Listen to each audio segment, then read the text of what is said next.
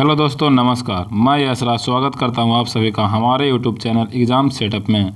तो दोस्तों, तैयार हो जाइए जीके जीएस के 25 मोस्ट इंपॉर्टेंट क्वेश्चन का आमना सामना करने के लिए। अगर आप हमारे चैनल पर नए हैं तो इसे अभी सब्सक्राइब करें। इस चैनल से आपको ज़रूर मदद मिलेगा। वीडियो को लास्ट तक देखें और एक्स्ट्रा पॉइंट को नोट भी करते जाएँ। तो चलिए स्टार्ट करते हैं आज का टेस्ट सीरीज नंबर 3। आज का पहला प्रश्न है, डॉल्फिन किस वर्ग का उदाहरण है? दोस्तों, डॉल्फिन जो है स्तनधारी वर्ग का उदाहरण है, यानी मेमेलिया यहाँ हो जाएगा। स्तनधारी वर्ग का उदाहरण है। डॉल्फिन का जूलॉजिकल नेम प्लेटेनिस्टा गैंगेटिका है। गंगा डॉल्फिन को 2009 में राष्ट्रीय जलीय जीव के रूप में मान्यता दिया गया और 2009 में ही गंगा को राष्ट्रीय नदी का दर्जा दिया गया है। 2010 में हाथी को विरासत पशु के रूप में मान्यता दिया गया है। चलिए नेक्स्ट क्वेश्चन, मानव शरीर की सबसे बड़ी मिश्रित ग्रंथि कौन है?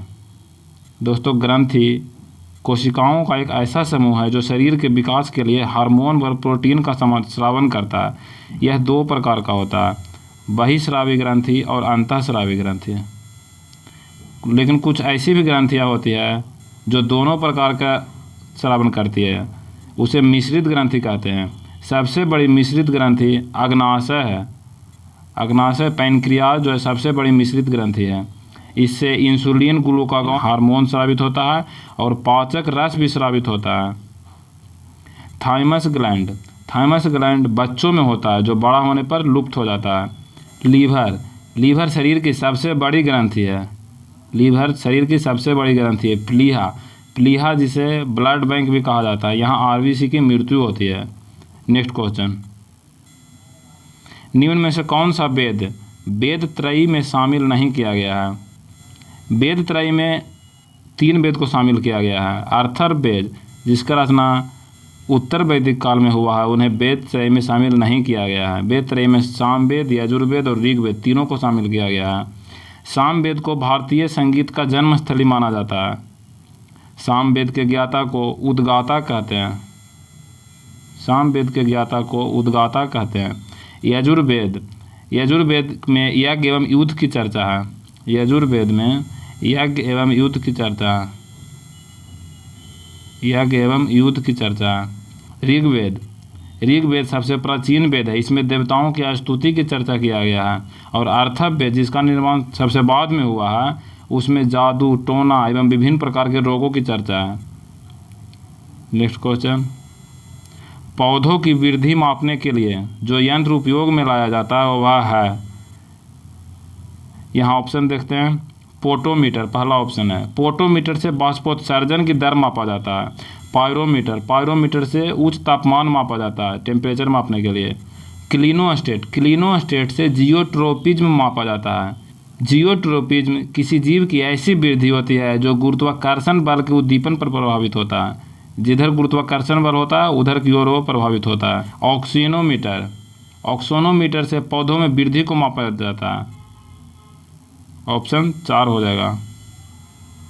Next question, professor Satish Dhawan अंतरिक्ष केंद्र निम्नलिखित में से किस राज्य में स्थित है? सतीश धवन अंतरिक्ष केंद्र भारतीय अंतरिक्ष अनुसंधान संगठन इसरो का एक प्रक्षेपण केंद्र है। ये जो है इसरो का प्रक्षेपण केंद्र है। यह आंध्र प्रदेश के श्रीहरिकोटा में स्थित है। आंध्र प्रदेश के श्रीहरिकोटा में स्थित है। नेक्स्ट क्वेश्चन, और इसकी स्थापना 1971 में हुई थी। चलिए नेक्स्ट क्वेश्चन, पृथ्वी के अधिकांश सक्रिय ज्वालामुखी कहाँ पाए जाते हैं? दोस्तों, पृथ्वी के अधिकांश सक्रिय ज्वालामुखी प्रशांत महासागर में पाए जाते हैं। इसी कारण से प्रशांत महासागर को परिमेखला या अग्निवलय भी कहते हैं। परिमेखला या अग्निवलय भी कहते हैं। यूरोप की बात करें तो यूरोप में एटना ज्वालामुखी है, माउंट एटना ज्वालामुखी है। अफ्रीका में किलिमंजारो ज्वालामुखी है। किलिमंजारो ज्वालामुखी। दक्षिणी अमेरिका में कोटोपैक्सी ज्वालामुखी है।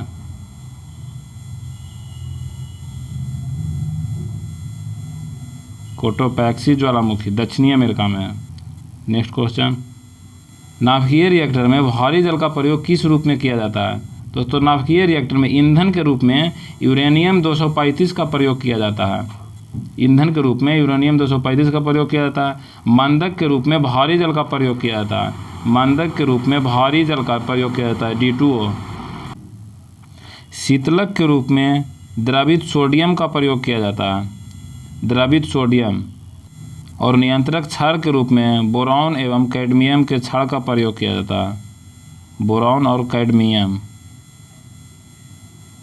के क्षार का प्रयोग किया जाता है। तो यहाँ पे भारी जल का प्रयोग पूछ रहा है, तो भारी जल का प्रयोग मंदक के रूप में हो जाएगा। ऑप्शन नंबर 1 सही है। नेक्स्ट क्वेश्चन, जनरेटर बदलता है, जनरेटर किस में बदलता है? यहाँ ऑप्शन देखते हैं, विद्युत ऊर्जा को यांत्रिक ऊर्जा में। दोस्तों विद्युत ऊर्जा को यांत्रिक ऊर्जा में विद्युत मोटर बदलता है, विद्युत मोटर बदलता है। विद्युत ऊर्जा को प्रकाश ऊर्जा में, विद्युत ऊर्जा को प्रकाश ऊर्जा में विद्युत बल्ब बदलता है। विद्युत ऊर्जा को ध्वनि ऊर्जा में, विद्युत ऊर्जा को ध्वनि ऊर्जा में लाउड स्पीकर बदलता है। यांत्रिक ऊर्जा को विद्युत ऊर्जा में, यांत्रिक ऊर्जा को विद्युत ऊर्जा में जनरेटर बदलता है।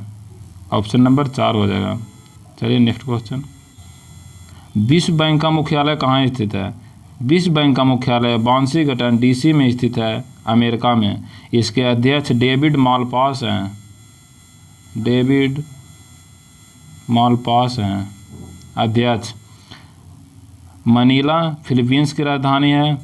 न्यूयॉर्क में UNO का मुख्यालय है, संयुक्त राष्ट्र संगठन का मुख्यालय न्यूयॉर्क में है। जेनेवा में विश्व व्यापार संगठन WTO का मुख्यालय जेनेवा में है और UN का मुख्यालय न्यूयॉर्क में है। चलिए नेक्स्ट क्वेश्चन, बादल वायुमंडल में तैरते हैं अपने किस गुण के कारण? तो बादल वायुमंडल में निम्न घनत्व के कारण तैरते हैं। जिसका घनत्व कम होगा वह ऊपर होगा यानी तैरेगा, और जिसका घनत्व अधिक होगा वह डूब जाएगा यानी नीचे होगा। तो वायुमंडल में तैरता है बादल निम्न घनत्व के कारण। नेक्स्ट क्वेश्चन, आँख के किस भाग पर वस्तु का प्रतिबिंब बनता है? तो वस्तु का प्रतिबिंब आँख के रेटिना पर बनता है। ऑप्शन नंबर 3 रेटिना, जिसे दृष्टि पटल भी कहा जाता है। पुपिल्स, पिपिल्स आँख में प्रवेश करने वाली मात्रा को नियंत्रित करता है, प्रकाश की मात्रा को नियंत्रित करता है, प्रकाश की मात्रा को नियंत्रित करता है। आइरिस, आइरिस से आँख का रंग का निर्धारण होता है। कॉर्निया, कॉर्निया आँख का सबसे बाहरी भाग गोलाकार होता है जो पारदर्शी होता है। नेत्रदान में इसी का दान किया जाता है। नेक्स्ट क्वेश्चन, सरकार को किसी उत्पाद की खरीद हेतु न्यूनतम समर्थन मूल्य की संस्तुति किसके द्वारा की जाती है? कृषि उत्पाद की खरीद हेतु न्यूनतम समर्थन मूल्य की संस्तुति कृषि लागत एवं मूल्य आयोग द्वारा की जाती है। ऑप्शन नंबर 1 होगा। इसकी स्थापना 1965 में हुई थी। योजना आयोग, योजना आयोग की स्थापना 15 मार्च 1950 को हुई थी। 15 मार्च 1950 को योजना आयोग का गठन हुआ था। वित्त आयोग, वित्त आयोग की चर्चा संविधान के अनुच्छेद 280 में है, अनुच्छेद 280 में है। नेक्स्ट क्वेश्चन, दो समतल दर्पण एक दूसरे से 90 डिग्री कोण पर झुके हुए हैं, तो दर्पण में बनने वाले प्रतिबिंब की संख्या क्या होगी?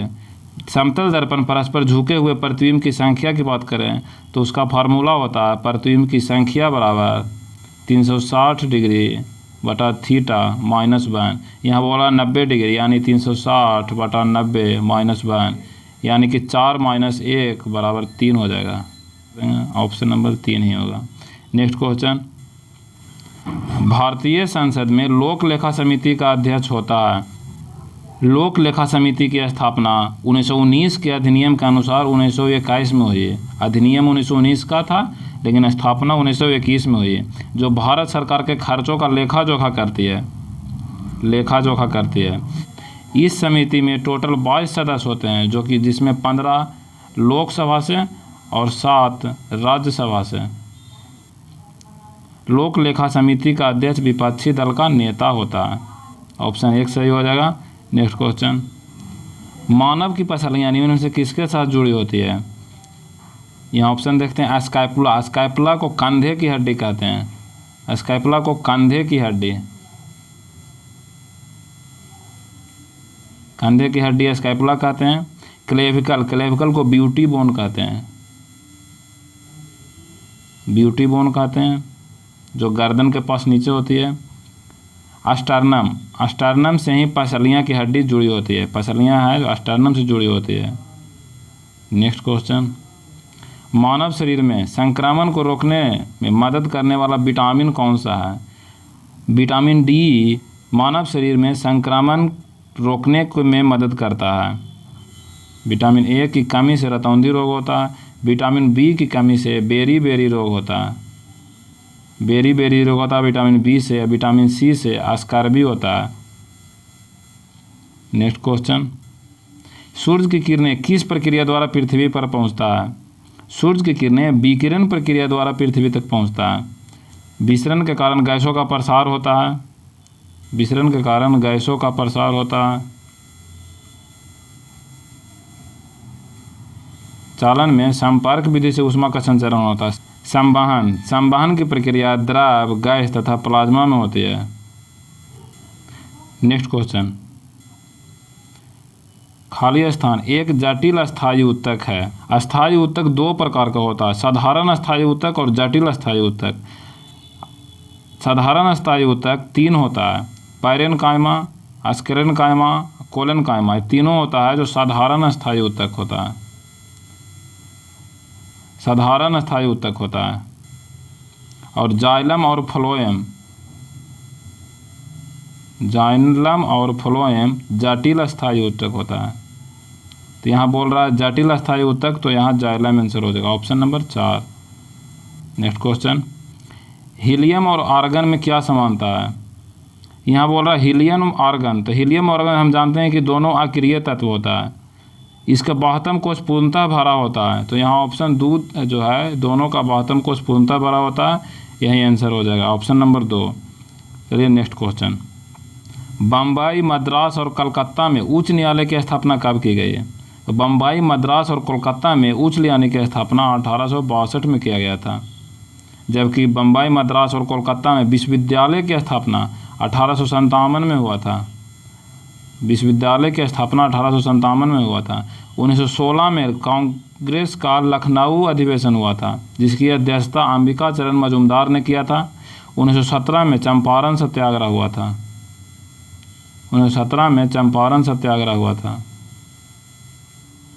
नेक्स्ट क्वेश्चन, हाल ही में उत्तराखंड सरकार ने वंदना कटारिया को बेटी बचाओ बेटी पढ़ाओ का ब्रांड एम्बेसडर नियुक्त किया है, यह किस खेल से संबंधित है? तो उत्तराखंड की वंदना कटारिया एक भारतीय हॉकी खिलाड़ी है। इन्होंने जूनियर महिला विश्व कप में कांस्य पदक विजेता बने। नेक्स्ट क्वेश्चन, देश का पहला राष्ट्रीय समुद्री विरासत परिसर कहाँ बनाया जा रहा है? पहला राष्ट्रीय समुद्री विरासत परिसर कहाँ बनाया जा रहा है? तो ये लोथल, गुजरात में बनाया जा रहा है। लोथल, गुजरात हड़प्पा सभ्यता का एक बंदरगाह स्थल है। नेक्स्ट क्वेश्चन, बीते दिन चर्चा में रहा अल अक्सा मस्जिद किस देश से संबंधित है? तो ये जो अल अक्सा मस्जिद यरूशलेम यानी इजराइल से संबंधित है, इजराइल देश में। यह इस्लाम का तीसरा सबसे पवित्र स्थल है। इस्लाम का तीसरा सबसे पवित्र स्थल क्या है? अल अक्सा मस्जिद। यहाँ 10 मई 2021 को इजराइल की पुलिस ने पूर्वी यरूशलेम में अल अक्सा मस्जिद के परिसर पर धावा बोल दिया, जिसमें लगभग 300 लोग घायल हो गए। नेक्स्ट क्वेश्चन, बीते दिनों चर्चा में रहा हार्ट बीट व्हील किस देश से संबंधित है? तो हाल ही में अमेरिका ने हार्ट बीट व्हील पेश किया है। यह व्हील भ्रूण के दिल की धड़कन का पता चलने के बाद गर्भपात पर रोक लगाता है। नेक्स्ट क्वेश्चन, हाल ही में चर्चा में रहा MV express pearl cargo ship किस देश का है? तो ये MV express pearl cargo ship Singapore का है। 20 मई 2021 को श्रीलंका के पास सिंगापुर का एक कार्गो शिप में आग लग गए थे कार्गो शिप में, इसीलिए ये चर्चा में रहा। दोस्तों, आज का डिस्कशन आपको कैसा लगा कमेंट बॉक्स में ज़रूर बताएं। अगर ये वीडियो अच्छा लगा तो इसे लाइक करें और अपने दोस्तों को भी शेयर करें। और अगर इस चैनल पर अभी नए हैं तो चैनल को तुरंत सब्सक्राइब करें। मिलते हैं नेक्स्ट क्लास में नए टेस्ट सीरीज के साथ। जय हिंद, जय भारत। Thanks for watching.